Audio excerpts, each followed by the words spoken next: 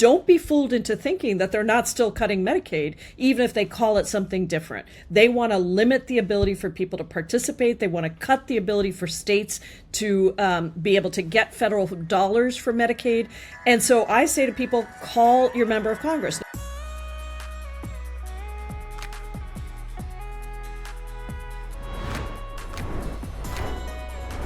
Welcome to Assembly Required with Stacey Abrams from Crooked Media. I'm your host, Stacey Abrams.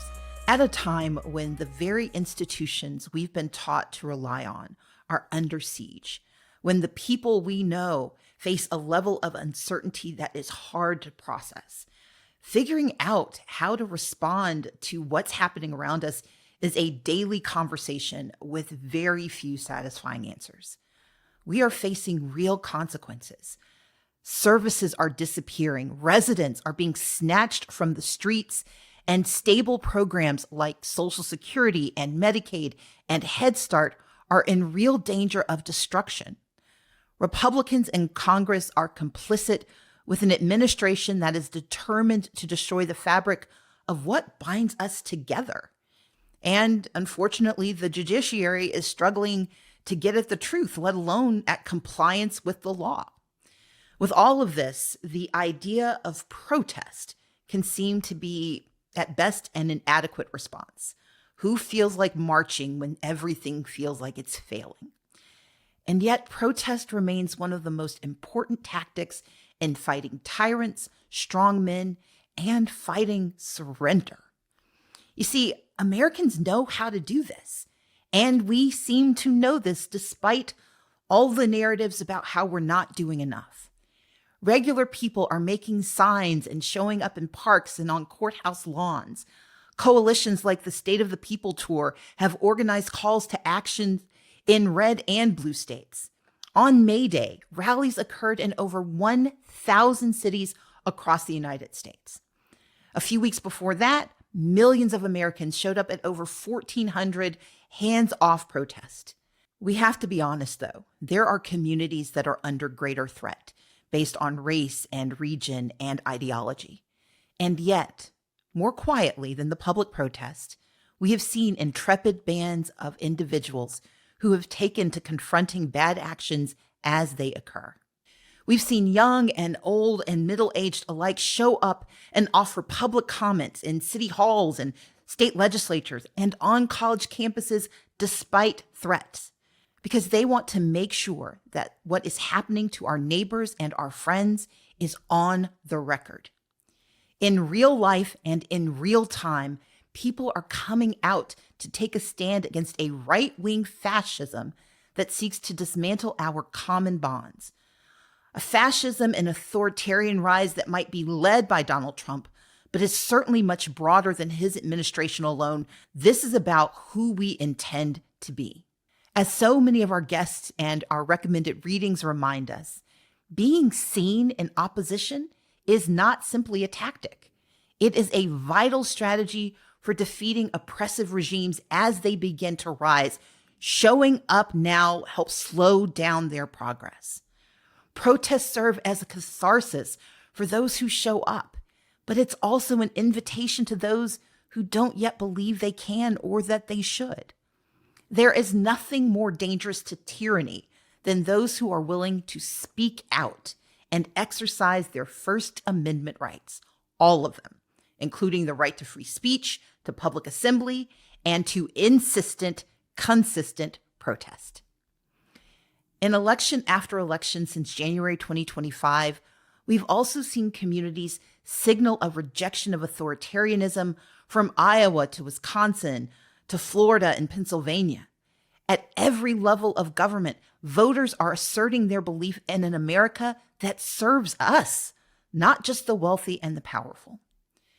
Rachel Maddow recently reminded us that protest is essential work because we're at a critical juncture.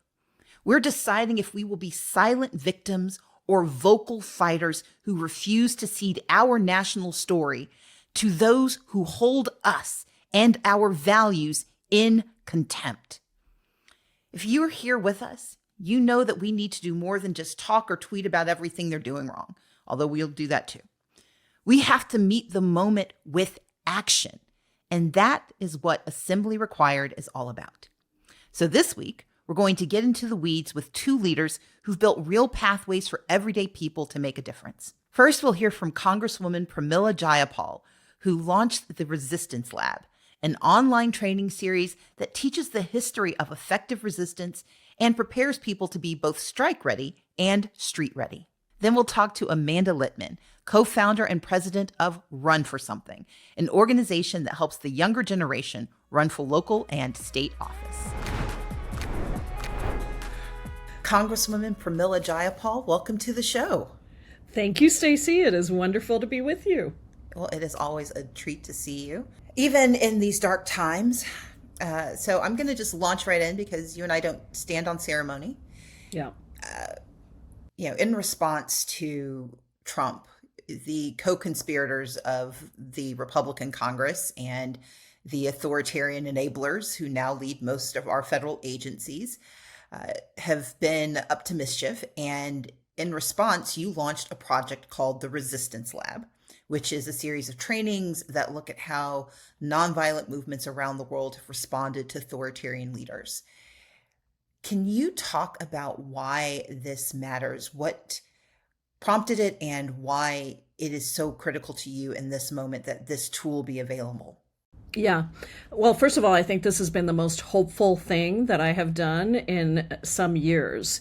And I didn't know that that would be the case, but it felt like what was happening was in this flood the zone moment that people were paralyzed and also feeling very hopeless and thinking about the power that an authoritarian had in a way that they had never really confronted before. And I think a lot of Americans have been complacent about our democracy and about the checks and balances that we have built in. And so they were both frustrated that those checks and balances weren't working and also looking at, oh my God, what do we do? And it felt to me like we really needed to learn from other models of what you can do to fight authoritarians and dictators, how it has been successful, and also a mode of analysis of what is happening and where the support comes from. And that then leads you to the ability to say, okay, we as the people are actually the only bulwark against an authoritarian. It's not Congress. Of course, there are things that Congress needs to do. It's not the courts. Of course, there are things that the courts need to do. But both of those presume that the authoritarian is going to listen to the courts, that Republicans in Congress are going to stand up for the Article I powers that we have. And if neither of those things are happening, then the only way forward is the people. And I have just been, it's literally only been 5 weeks, I think, at this point, and we have had 25,000 people from 44 states and 6 countries be a part of these Resistance Lab trainings. And we had a 1.0 version that we were doing, and then people wanted to go deeper. So we just launched a 2.0 version and sort of a second training that people can take, ideally after you take the first one. And we're doing them both virtually and in person. Most of them have been virtual, and it has allowed us to really give people an analysis that is shared about what's happening and how to fight back, tools that they can actually use, and people just love it. It's only a 20-minute small group, but think about it. You're talking to people, you may be in Washington State, you're talking to people from Texas, you're talking to maybe somebody from Canada, and that kind of diversity of thought and of atmosphere is also really important to continue to cultivate. So it's been pretty amazing to watch. In a moment when social media is the most prevalent way of getting information, when we are no longer working in offices and everything feels remote, why is this protest tool such a vital convening space for community right now? Well, I actually think the reason we kept the small groups is because people got so much value out of feeling like they weren't alone. Because the power of the people is, we want people to understand 2 things. One, that any single person can start something that ends up being very powerful, whether you think about it as the Tesla takedowns, or you think about, an action that a school teacher takes that prevents a sign from being taken down in her school and the whole community rallies around it. We want people to understand that they don't have to wait for somebody else to take action, that they can do it themselves, and that it is much more powerful if you are in community and you build a movement. And so I do think that the ability for people to not feel alone is really important, and also to see their own power. And then I think the third thing that I think people are feeling, I mean, hopelessness is the tool of the oppressor. And people are feeling the hopelessness, want to feel differently.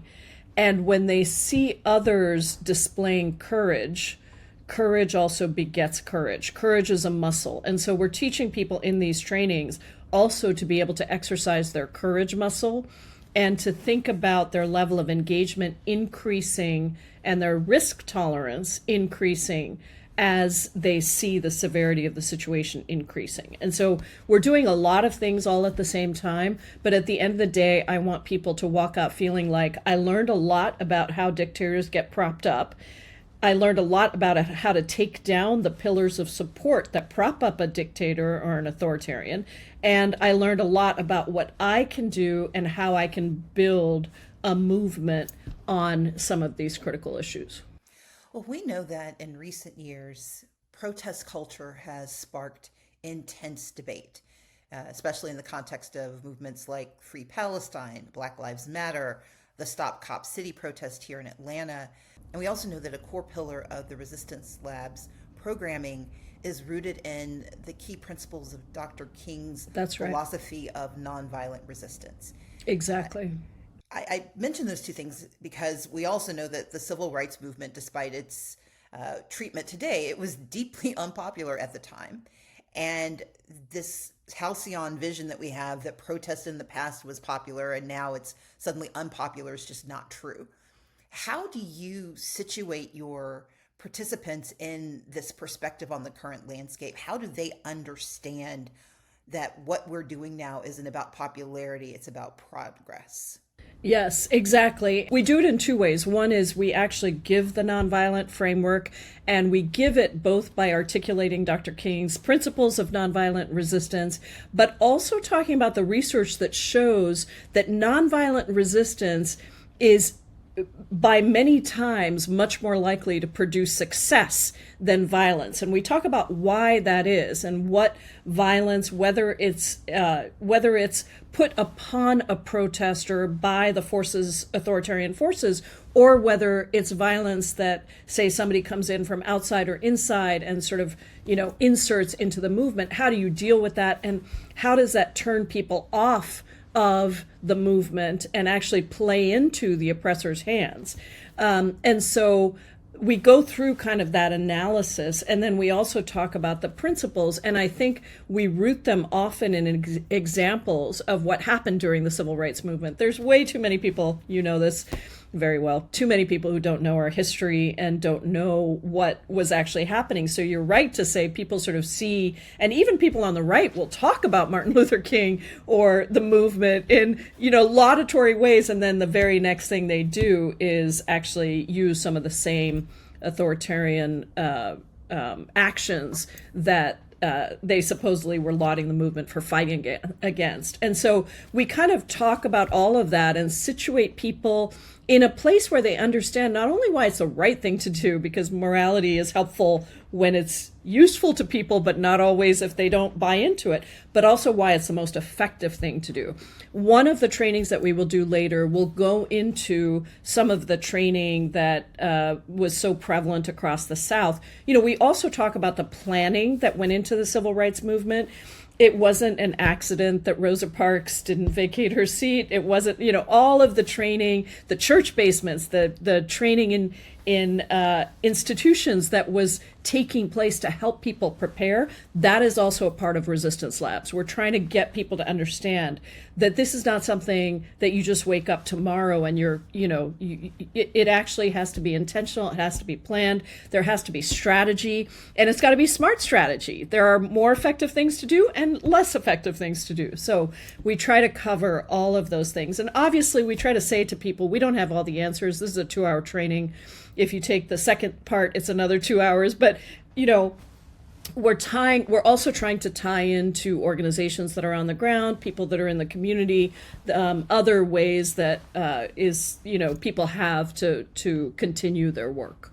Assembly Required with Stacey Abrams is brought to you by Shopify. I've worn a few hats: podcast host, author, politician, and small business owner.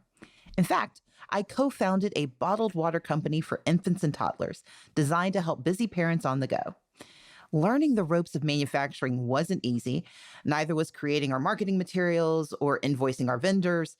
So I learned that when you start a new business, your to-do list keeps growing every day, and you're usually the one to get every task done. Finding the right tool can make all the difference, especially one that simplifies the process of getting your product out into the world. For millions of businesses, that tool is Shopify. Shopify is the commerce platform behind millions of businesses around the globe and 10% of all e-commerce in the US, from household names like Mattel and Gymshark to brands just getting started. Tell your best story with your own design studio. With hundreds of easy-to-use templates, Shopify helps you build a beautiful online store to match your brand's style. Accelerate your content creation. Shopify is packed with helpful AI tools that write product descriptions, page headlines, and even enhance your product photography. Get the word out like you have a marketing team behind you. Easily create email and social media campaigns wherever your customers are scrolling or strolling. And best yet, Shopify is your commerce expert with world-class expertise in everything from managing inventory to international shipping to processing returns and beyond. If you're ready to sell, you're ready for Shopify. Turn your big business idea into with Shopify on your side. Sign up for your $1 per month trial and start selling today at shopify.com/assembly. Go to shopify.com/assembly. That's shopify.com/assembly. Today's episode is sponsored by Acorns. Acorns is a financial wellness app that makes it easy to start saving and investing for your future. You don't need to be rich to begin. Acorns lets you get started with what you've got right now, even if all you have is spare change. You don't need to be an expert. Acorns recommends a diversified portfolio that can help you weather all of the market's ups and downs. Look, I understand firsthand that sometimes financial wellness can seem really overwhelming, whether you're a student, a small business owner, or just someone who's always meaning to start saving but not quite ready. That's why tackling it with small, simple steps that help get your money on track with Acorns can make a big difference. Sign up now and join the over 14 million all-time customers who've already saved and invested over $25 billion with Acorns. Head to acorns.com/assembly or download the Acorns app to get started. Paid non-client endorsement. Compensation provides incentive to positively promote Acorns. Tier 1 compensation provided. Investing involves risk. Acorns Advisors, LLC, and SEC registered investment advisor. View important disclosures at acorns.com/assembly.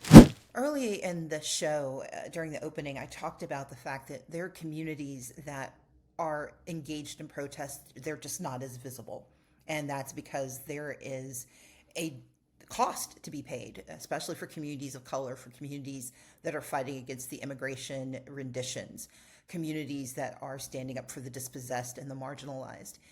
And there's a tension that exists right now, I think, in the conversation on the side of right, which is or not the right, but on the side of those who are correct, which is that protest is disruptive and not terribly effective. You talked about this a little bit, but can you really dig into why disruption can sometimes be portrayed as violence and how you push back on that perspective? And at the same time, about the communities that are legitimately fearful of being treated as inherently violent if they engage in protest. Yeah, it's very difficult. I mean, you see it on all levels with different groups, whether it was Black Lives Matter or whether it's the people fighting for peace and justice in Palestine. And I think that the part of what we do is also talk about the level of risk that someone is willing to bear is different depending on your circumstances. And that has to be okay for people. And that no matter where you are on the spectrum of risk tolerance, it does increase based on your analysis of the severity of the situation. We also talk about allies and, on immigration, for example, the way in which white workers have been stepping up to say, hey, I work with immigrants, and how it is important, of course, to have the voices of the people who are most marginalized and affected, but to recognize that in this moment, sometimes that is extremely difficult because the risk tolerance for somebody who is, a white U.S. Citizen is very different than somebody who is an undocumented worker. And so we kind of try to talk about all of those things. But I also think that it is very difficult because we tend to get painted, if we're people of color in particular, with the label of violence, no matter what we do. And so we do have to, and I think, even my colleagues in the Democratic Party don't always have the courage that they should in standing up for example, free speech, whether you agree with it or not. I mean, the reality of free speech in this country is that the KKK had the right to free speech, and we completely didn't agree with anything that was said. And so I think that this is a very difficult proposition for us in this moment, because there are a lot of people who don't want to stand up for something if they disagree with what the person is saying. That is beside the point. You either stand up for free speech for everyone or not at all. And I think it requires some of us to be able to continue to push back on the narratives of violence, that it is in the right wing's interest to portray us all as violent, unpatriotic, crazy, radical, all of those things. And so I just think we need to continue to build both our own voices to stand up and do that. But as well as those of allies, but Stacey, that it's very difficult. It gets lonely sometimes because we're always the ones, that are standing up and always the ones that are targeted. I just think it is the reality of the moment. We are starting to see, at least on immigration, some real strong actions, including from folks who are making that connection, white folks who are making that connection to everybody, which is useful in this moment. So you and I met years ago through introduction by a fellow organizer, and it was, for me, one of those revelatory moments because I got to learn about your history as an advocate for women and for immigrant rights, for racial and economic justice. You and I were talking about the potential of you one day running for office. But at the time, you were very committed to the work of organizing. Can you talk about how you thread those parts of who you are together? Because there are a lot of people out there saying, this isn't what I do. I'm not in politics. I'm not an organizer. But the ability to take all of these threads of your career and pull them together led to the Resistance Lab. Can you talk to someone who thinks this isn't for me or they're not talking to me? Yeah, well, first, I just have to say, I always credit you with getting me to think about running for office. I think you were minority leader in Georgia at the time. You were so clear and articulate about the ways in which you used your platform as minority leader to stop some of the worst things from happening and occasionally to get some good things, as difficult as that was. And it did lead me to think about organizing from a whole new place. And I realized that I was thinking about elected office wrong, that if I thought about it as an organizing platform, then I was okay with doing it because it became a way for me to push the values that I care about so much and the methodology of achieving change being from the grassroots up, whether you're inside an elected body or outside. And so thank you, first of all, for just being that person for me, as I know you have been for many people around the country. I think you really inspired a lot of people to think differently about how to use power.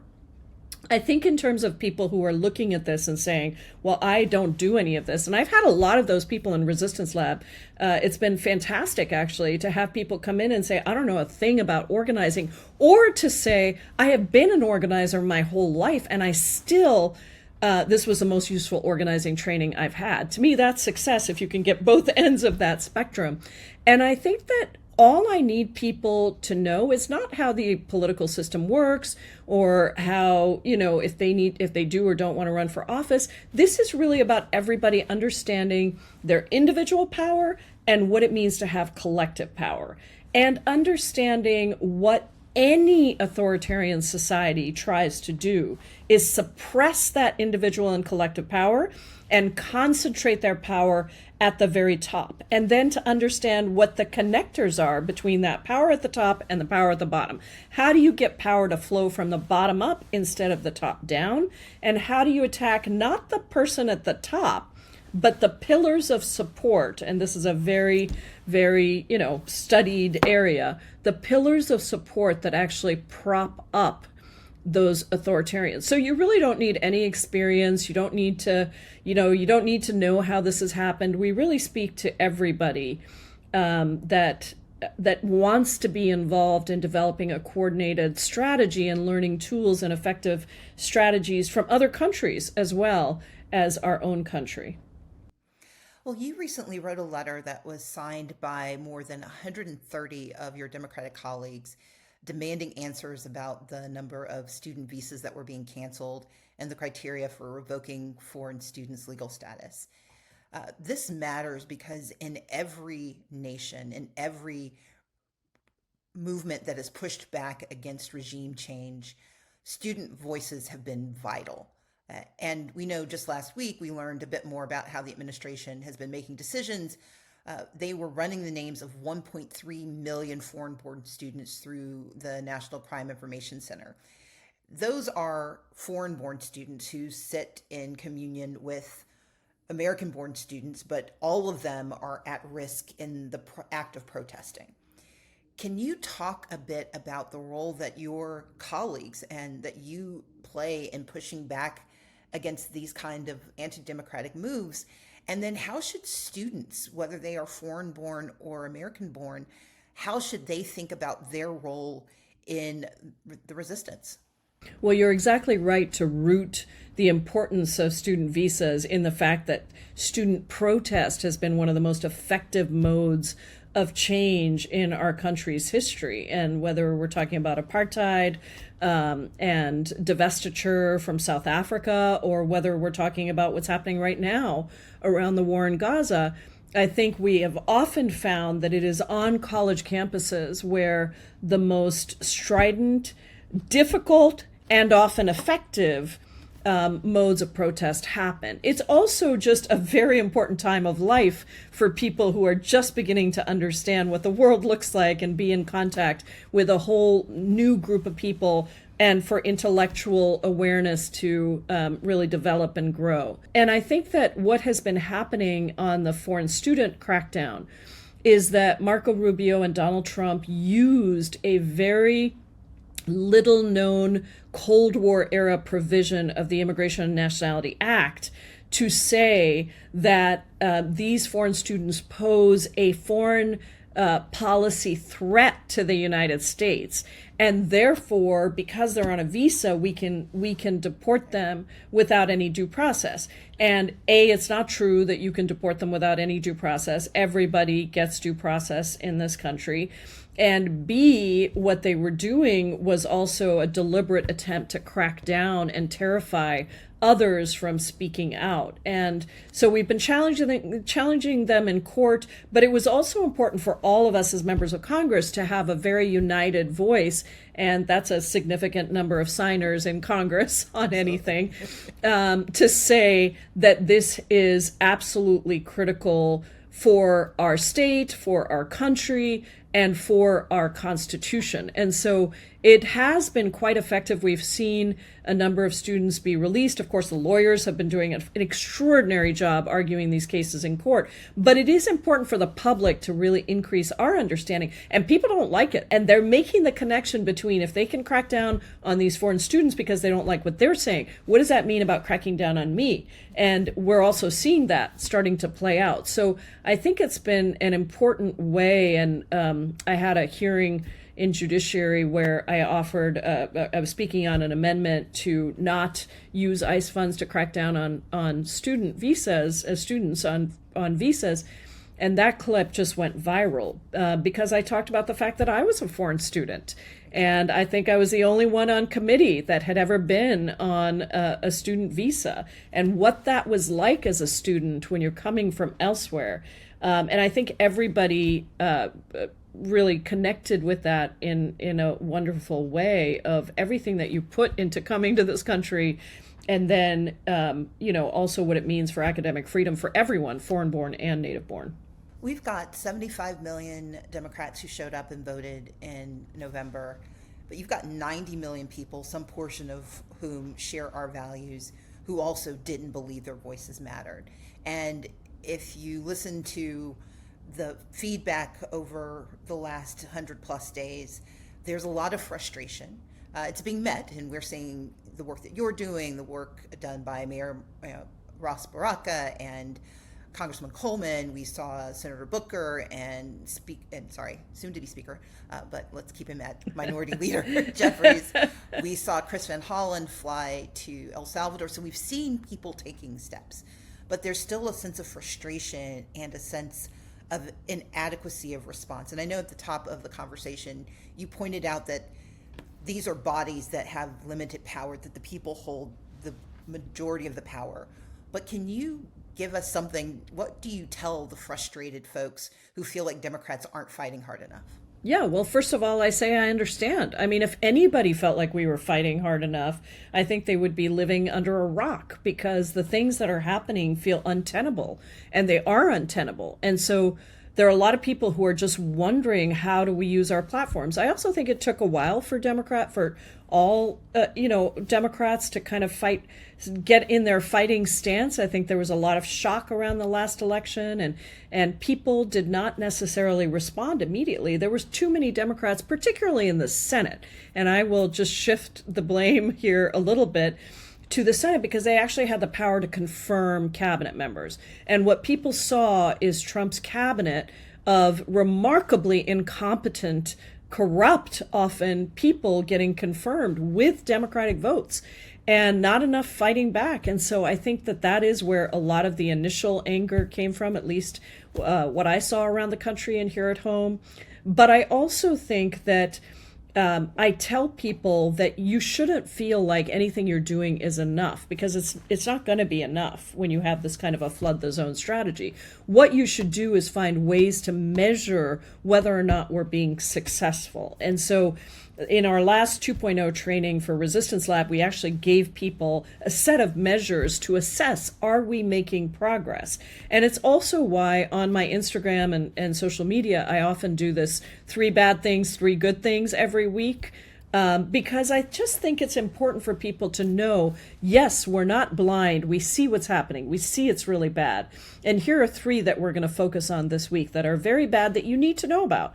But also, here are 3 good things that happened because I try to focus on the things that are because people stood up, right, and fought back. And because the lawyers worked with the members, worked with the people, to actually bring about real change. And so I think that's how I talk about it. I mentioned that we have these checks and balances. You think they're going to be okay, but we're complacent. Guess what? They require adhering to those. And if you have somebody who's not going to do that, then it's really about us, the people, and the power of the people. And that, in a strange way, both acknowledges the frustration people have, but also helps to put the onus back on all of us, not any one person, not any one institution, but all of us, to be able to build a bigger movement of resistance, effective resistance. Well, we know that the latest assault on our value systems will come through the budget process that's unfolding now in the attempt to pass this horrific set of bills. And it's going to attack everything from Social Security to Medicaid to Head Start. It will attack food assistance, and it will undercut faith, not just in institutions, but in the very nature of what democracy is supposed to deliver. And so I'm going to give you one small task for listeners who want to stave off disaster, get in the fight, and be a part of nonviolent, meaningful ways to stand up against authoritarianism, especially in this month-long race, headlong race towards basically bankrupting America. How can they get involved, and what do you tell them to do? Yes, I tell them, first of all, to call their member of Congress, because right now we are debating this budget that would slash all of those critical programs. And let me tell you, there's been some success because they were proposing an $880 billion cut to Medicaid. Now they're realizing, because people stood up in town halls with those Republican members, they're feeling the pressure. But don't be fooled into thinking that they're not still cutting Medicaid, even if they call it something different. They want to limit the ability for people to participate. They want to cut the ability for states to be able to get federal dollars for Medicaid.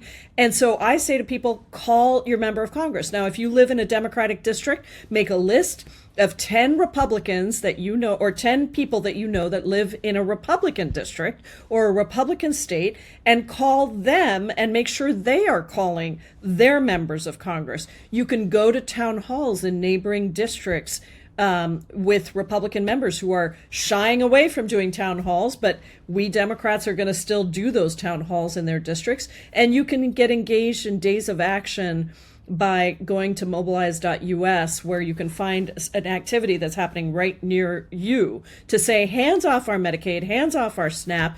All of this, Stacey, is to give a $7 trillion tax break to the wealthiest. So let's not forget to point out, when you're messaging on this, when you're talking about it to your friends, why are they cutting Medicaid and SNAP? Because they want to engage in the biggest transfer of wealth from you, the people, to the tiniest 1% of Elon Musk's and Jeff Bezos's around the country. And so it's really important that people engage, because this is going to be a short and quick fight over the next couple of weeks. In fact, I believe it's on Wednesday, the Energy and Commerce Committee is debating the healthcare piece of this.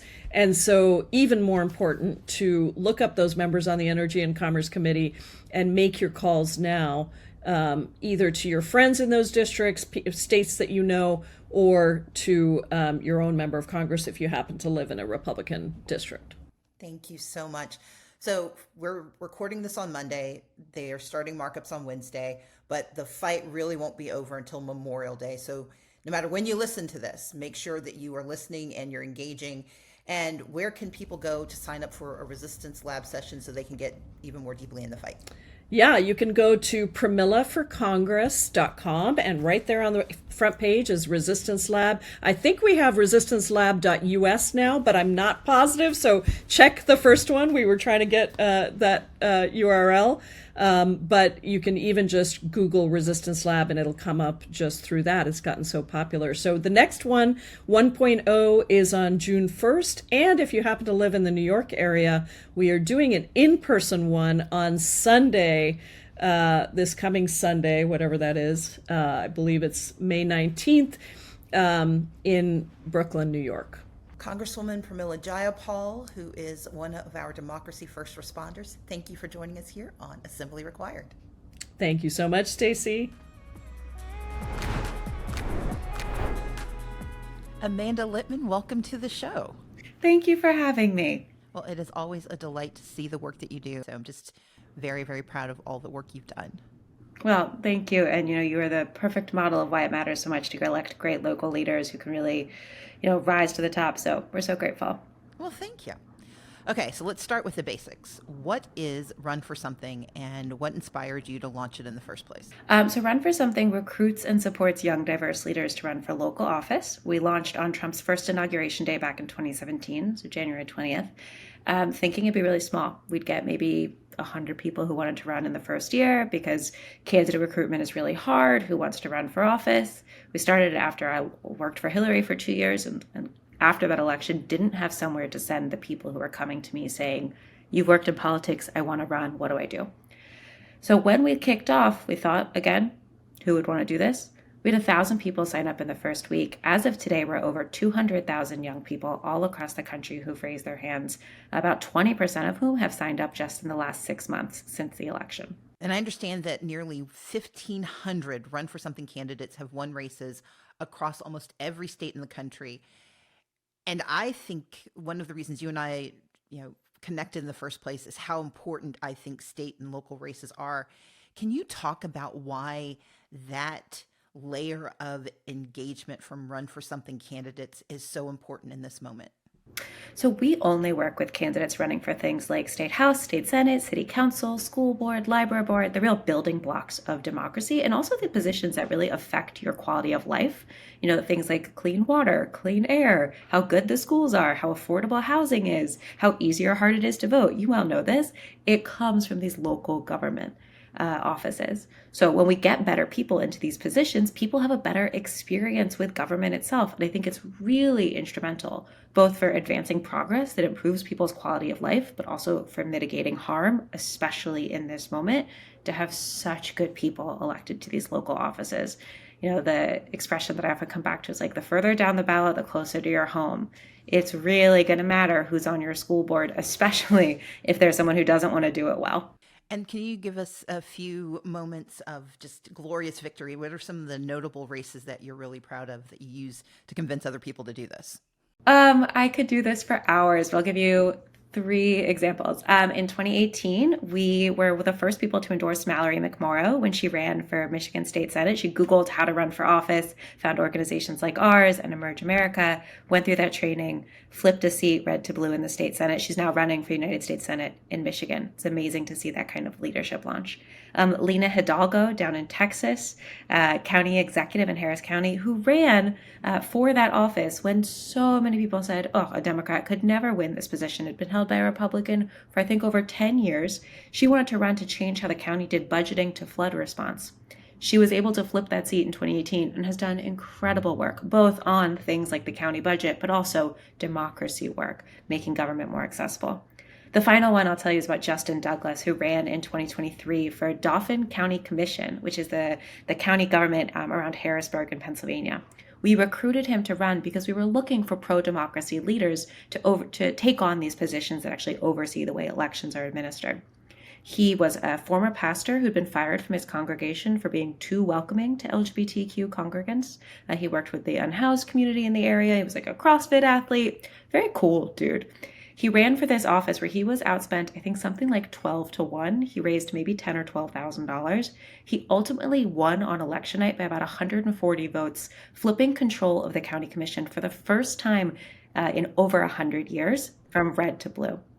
One of the first things he did along things like changing the way the county took over the jail system, the way that they cared for people across the community, was expand access to the polls by opening more ballot drop-box locations, creating more sample ballots in more languages. He's been fighting corruption on the county commission level. It's so cool to see that kind of like small race, small amount of money, relatively speaking, have such a big impact. Assembly Required with Stacey Abrams is brought to you by Mosh. The more I'm on the go and the busier I get, it becomes even more important that I'm thoughtful about what I eat. That's why I'm glad to have found an easy protein snack that satisfies me and stays with me, Mosh bars. Mosh, which you may have heard about on Shark Tank, was founded by Maria Shriver and her son, Patrick Schwarzenegger, with a simple mission: to create a conversation about brain health through food, education, and research. Maria's father suffered from Alzheimer's, and since then, she and Patrick have dedicated themselves to finding ways to help other families dealing with this debilitating disease. Mosh joined forces with the world's top scientists and functional nutritionists to go beyond your average protein bar.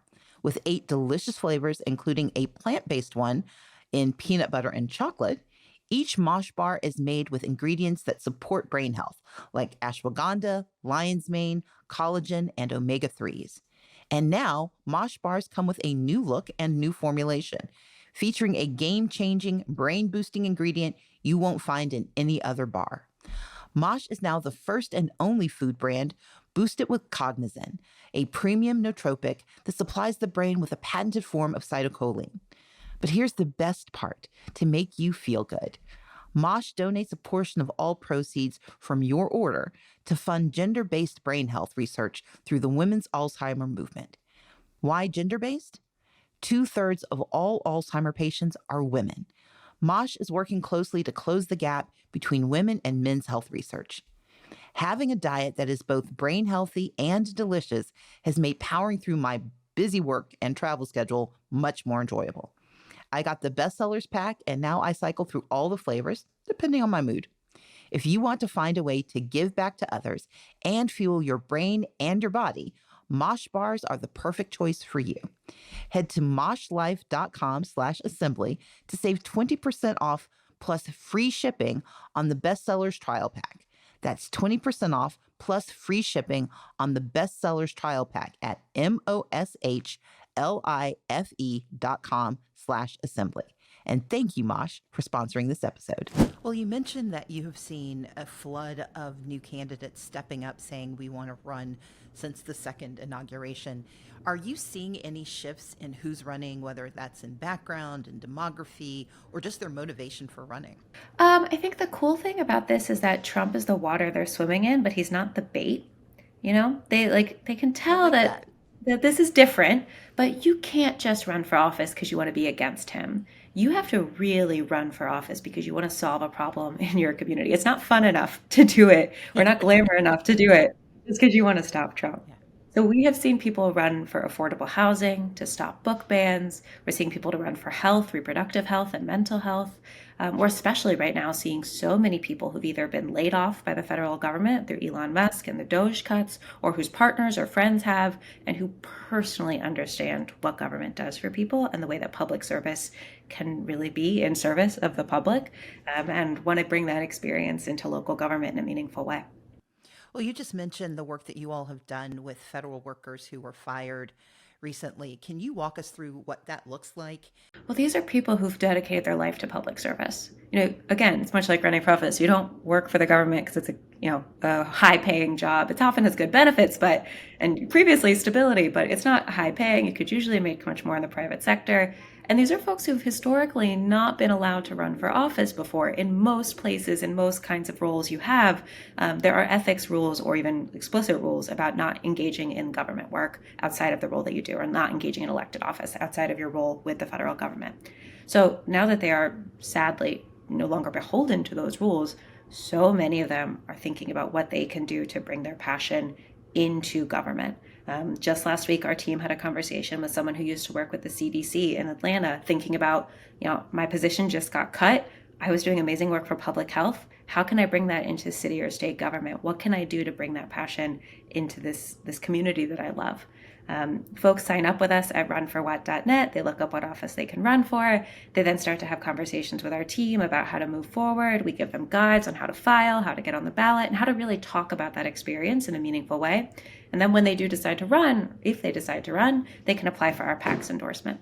Well, in addition to financing the next wave of leadership, and I think you're a new mom, you also decided to write a book called When We're in Charge, The Next Generation's Guide to Leadership. Talk to me about the process of writing this book, why you decided to do it, and what you hope readers get from it. When We're in Charge, which is out now, is a first of its kind guidebook for millennials and Gen Z specifically that takes us seriously, not as nuisances to manage around, but as leaders in our own right. And part of the reason I wrote it was because when I was starting Run for Something, I was 27 years old, but I've been managing teams for a couple of years before that. And I could not find, over most of the last decade, books that really spoke to the challenges that I was facing. Things like, how do I post on Instagram if my employees follow me there? How do I show up in the office if the office is Slack and Zoom rooms?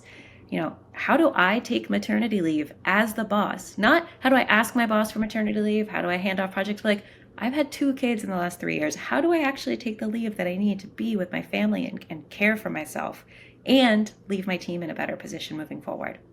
So I wrote When We're in Charge to really answer the questions that I've experienced. And I talked to more than 130 leaders across so many different sectors about the challenges they were experiencing too, about how lonely leadership is, about how the ladders that we climbed to get to where we are now both no longer exist for the people coming up behind us, and also the ladders that we thought we'd be able to climb moving forward no longer exist. So the book is really actionable. It's really helpful, and I'm so excited for people to read it and hopefully get something really meaningful out of it. Do you think those ladders are missing, or do you think it's a good thing that they are no longer there? Oh, such a good question. I think that the demise of institutions in many ways is sometimes a good thing because they weren't serving everyone. They didn't always work for everyone. And I think the opportunity ahead of us is to build something better. It's to imagine what it could be like when we're not beholden to the 40-hour work week, when we feel like we can actually be compassionate and humane to the people we're managing or leading, as well as effective. I think about it as opportunity, in part because I think if you think of it solely as scary, it's really hard to wrap your head around. But I like to imagine what it is like if the people showing up to lead tomorrow do not feel beholden to the way we did things yesterday. Informed by it, but not beholden to it. One of the core narratives in fighting autocracy, fighting tyranny, is the willingness to set a vision for tomorrow. That if all you're doing is saying we want to go back to what led to the rise of tyranny, you're not going to get a lot of takers, or you're only going to get so many. And we know that in this last election, 77 million people voted for the reigning tyrant. 75 million people voted for Vice President Harris, but 90 million people stayed home. And in that 90 million is the two largest generations on this planet right now, and certainly in this country. And yet part of the challenge of getting you to engage has been the disappearance of the ladder, the question of what the vision is. And what ties that together is the ability to find community. And one thing that you talk about in the book is that finding community is an incredible pillar of activism, because real change doesn't happen alone. Dreaming about what the world can look like can't happen alone. But building that community is incredibly hard, and particularly for two generations that have experienced epidemic levels of loneliness, epidemic levels of anxiety. You've had actual crises that have met almost every decade of your time on this earth. What advice do you have for those who are trying to find like-minded people and build these meaningful connections and imagine tomorrow when they can barely think about what today looks like? It is, when I think it's worth naming, it is hard because it's hard, not because we are incompetent or failing. Like, trying to build community, especially in this moment, is structurally very difficult. Everything from the cost of housing to car culture to the commutes that many people are now back to because of return to office, the way that we overschedule our kids, all of that, the demand that work has on us, all of that makes it really hard to make time for the people in your lives. I can tell you two things that I've really thought about. One, and I'll actually give credit to my husband here. This year, we committed to hosting people for dinner every Saturday evening in 2025. So every Saturday for the last almost 5.5 months, we've had a couple people come over. I have 2 little kids. They come over at 5 o'clock so they can play with our children, entertain them before bed. And just, sometimes we sit on the floor of our living room. I don't have a big apartment. And we eat tacos or mac and cheese, whatever it is. My husband very kindly cooks, and try and have conversation, an adult conversation about whatever is on our mind. It's not a solution for everything, but it actually is really meaningful, because now when we run into folks around the neighborhood, we have some grounding for conversation, for a deeper relationship. The second thing I'll say, I'd actually get into this a ton in When We're in Charge, and this is really the onus is on leadership, is to think about, especially for remote work environments, how can you run your office like you're moderating an online community? Because that's basically what an remote office is. It's a Slack team, it's Zoom rooms, it's that kind of thing.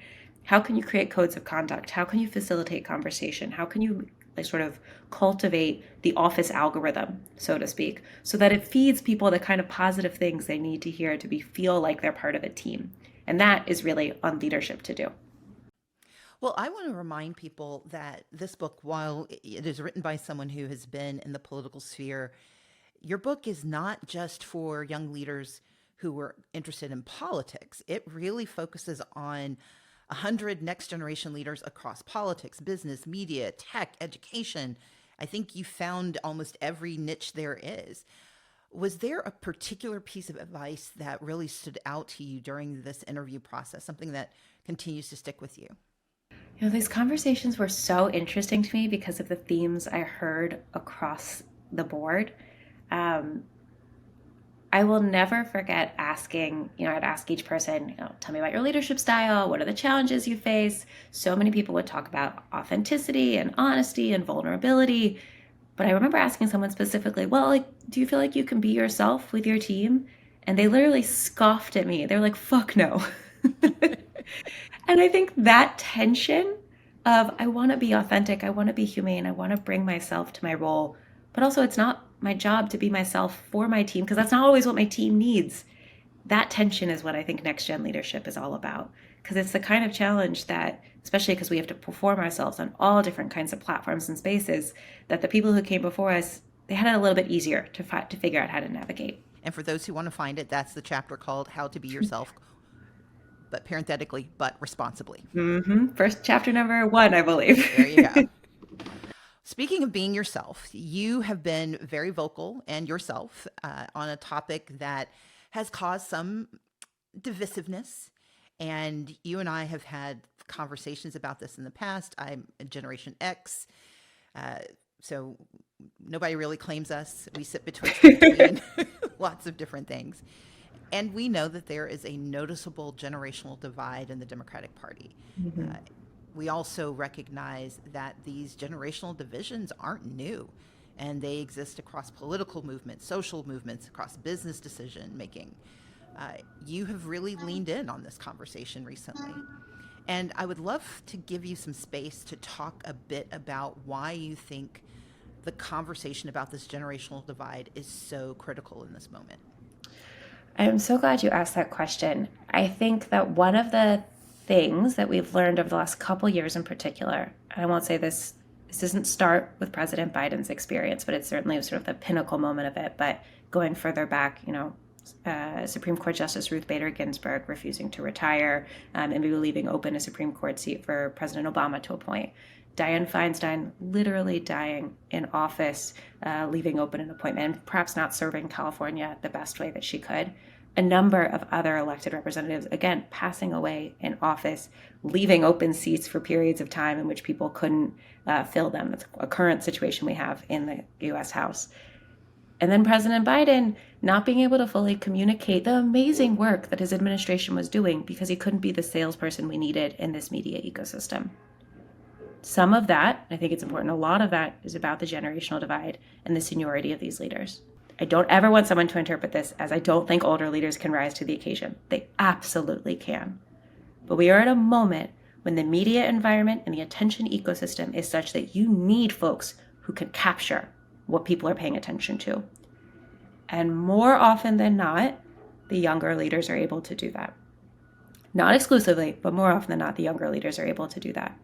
And that reach, that attention, translates into reach, which ultimately translates into votes.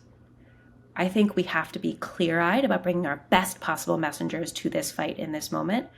That means getting as many different kinds of voices into the space as possible. And historically, young people have been left out of those rooms. So if I were to reinterpret what you just said or expand on it, I hear that you believe that there is a balance that can be struck between elevating fresh voices and harnessing the wisdom of seniority, but also recognizing that our electorate isn't just young people, even though if you all voted at your full strength, you could take over everything, and that those who have been there for a while sometimes have very effective ways of communicating, although it may not be as technologically modern, but there is salience to what they do. How do you and I and others who are interested in this conversation not becoming another divisive debate that distracts us from actually solving problems? How do we have this conversation in a way that can talk about that balance or the need for change? It's so hard because I think one of the overarching sort of not even underarching tones, I guess, to all this is like people die. Mortality is so real and it's so hard to bring up. And is so tricky not to get into this conversation without jumping on landmines, which is why many people are afraid of having it. I think we need to have it anyway, because I think there are certainly some communities that are not being served by the folks who are representing them in Congress right now or in other positions of government. And I think we have to be really clear about cause and effect there. There are some amazing older leaders who are able to communicate, but also perhaps some of the reason that millennials and Gen Z don't vote as much is because their leaders haven't been able to reach them, haven't been able to talk to the issues that speak to them. I think about trying to explain to my grandma, like, how I find housing, or how much my childcare bills are, or how it feels even to try and apply for a job these days. She doesn't get it. That doesn't mean she's a bad person. That doesn't mean she's not smart or intellectual or like capable of doing amazing things, but she doesn't get it because she doesn't live it. And when I think about our elected leaders who similarly do not understand what it is like right now to be a 20 or 30, even 40 something in the United States of any race or class or background, that is missing an opportunity to connect with people on a really human level. I think part of what you're speaking to is age related and part of it's experiential. We know that 90 million people didn't vote because they felt angry or frustrated or disillusioned with the government. I spent much of my work in Georgia politics at the city level, at the state level, really focused on how do we not just identify with the angst and with the legitimate critiques of how government works or doesn't work. How do we actually bring people in? Because you and I both know that if we don't solve this, especially in a crisis moment like now, they will eventually tune out entirely and they won't come back. So what's your approach to moving someone from disengaged and disheartened to motivated and involved? And what can our audience do to help you? I think have really honest conversations with people and not being afraid to explain how the system is broken and you want to fix it. I think one of the things that many of our leaders who have been part of the system for so long, like they don't want to critique it because they understand why it's broken. It's broken for a lot of like not malicious reasons in many ways, just decades of calcification and good intentions, hopefully in many places. I think when you talk about experience, the first thing that comes to mind for me is housing. One of the big things that Run for Something Civics, our C3 arm, is doing this year is trying to get more renters to run for office. 93% of elected officials are homeowners. In the New York State legislature, there are more landlords than there are tenants. In California, there's maybe 5 or 6 renters. In Connecticut, I don't think there are maybe 1. When you talk, even on the city council level, most elected officials are homeowners. That really changes the tenor of debate around housing policy, which in turn is the biggest source of cost of living issues for people. There's no wonder we don't have affordable housing as like the primary topic of conversation when most of the people making those decisions don't actually necessarily want more housing to be built. So when I think about what we need to do to bring those disaffected folks in, it's give them leaders who are really going to talk to the challenges they face and be able to make that case compelling in a way that's compelling. Well, for listeners who want to get involved, renters who know that they need to show up, how can they get started with Run for Something? And once someone signs up, how long does it typically take for them to get through the process and get their name on the ballot? So you go to runforwhat.net. You look up what office you might be able to run for in 2025, if there's still options for you, or certainly 2026. And we know it takes folks about 310 days from signing up to actually filing for our endorsement. So if you sign up at this point, you're probably looking ahead to next year or beyond. You'll get invited to our next intro conference call. We'll answer all the first-time questions you might have, and we will be there for you every step of the way. No matter what happens, win or lose, we know that this is not the end of your civic engagement. This is just another part of the journey. Amanda Litman, author, mom, leader, and transformative voice. Thank you so much for joining me here on Assembly Required. Thanks for having me, Stacey. Successful elected leaders and movement builders have fostered progress not just because of their values, but because they were thoughtful and disciplined about the tactics that they use to make change. For example, here in Atlanta, my former boss, former Mayor Shirley Franklin, was a savvy leader who saved a city water system from federal takeover and instituted vital policies on ethics to effectively combat corruption. And that was just her first 4 years. Contrary to what some might believe, Rosa Parks was not simply too tired to move to the back of the bus.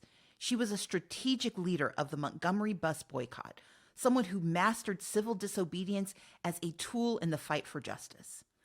Bayard Rustin and A. Philip Randolph and Dolores Huerta, and recent heroes like former Secretary of the Interior Deb Haaland, all leveraged their positions of access to curate real power for those they served.